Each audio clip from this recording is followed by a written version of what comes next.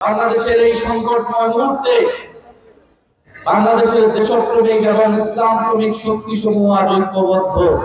রামগঞ্জবাসী বিএনপির এমপি পেয়েছে, আওয়ামী লীগের এমপি পেয়েছে, ইনশাআল্লাহ রামগঞ্জবাসী এবার 11 দলীয় ঐক্য জোটের এমপি পাবে। প্রিয় সংগ্রামী ঐক্যবদ্ধ বাংলাদেশের নেতাকর্মীবৃন্দ, আমরা দল থেকে 11 দলে উপনীত হয়েছি।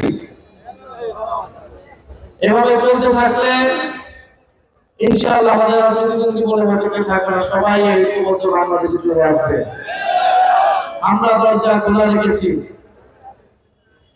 আমরা সেই ঐক্যবদ্ধ বাংলাদেশ নির্মাণের জন্যই সংস্কার ও সুশাসন এবং সার্বভৌমত্বের বাংলাদেশ গড়ে তোলার জন্যই এই 11টি দল ঐক্যবদ্ধ হয়েছি।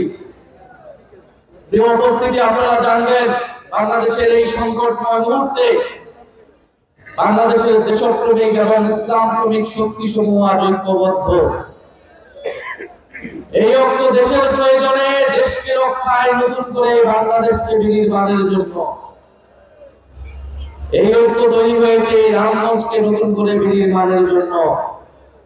রামগঞ্জবাসী বিএনপির এমপি পেয়েছে, আওয়ামী লীগের এমপি পেয়েছে, ইনশাআল্লাহ রামগঞ্জবাসী এবার 11 দলীয় ঐক্য জোটের এমপি পাবে। আমরা অবহেলিত এই রামগঞ্জবাসীর জন্য, তাদের উন্নয়নের জন্য, একটি নিরাপদ মানবিক রামগঞ্জ গঠনের জন্য, আমরা শিক্ষা, স্বাস্থ্য এবং কর্মসংস্থান নিশ্চিত করার জন্য ঐক্যবদ্ধ বাংলাদেশের নেতাকর্মীরা নিরলসভাবে কাজ করে যাব।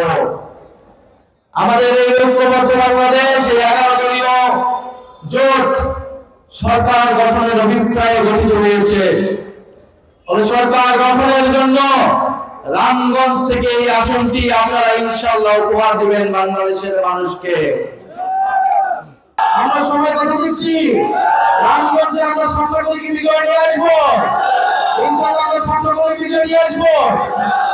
ইনশাআল্লাহ আমরা সংখ্যাগরিষ্ঠ বিজয় নিয়ে আমরা রামগঞ্জের মানুষের পক্ষে, মেহনতি মানুষের পক্ষে আমরা পরিশ্রম করব।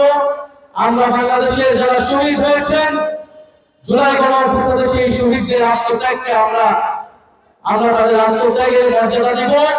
ইনশাআল্লাহ আমরা গণভোটে হ্যাঁ পক্ষে যে গণজোয়ার তৈরি হয়েছে রামগঞ্জে, ইনশাআল্লাহ গণভোটে সেই হ্যাঁ পক্ষে গণজোয়ার থাকবে। 11 দলীয় জোট সেই গণভোটের পক্ষে আছে, হ্যাঁ পক্ষে আছে। ইনকিলাব জিন্দাবাদ, 11 দলীয় ঐক্যবদ্ধ বাংলাদেশ জিন্দাবাদ।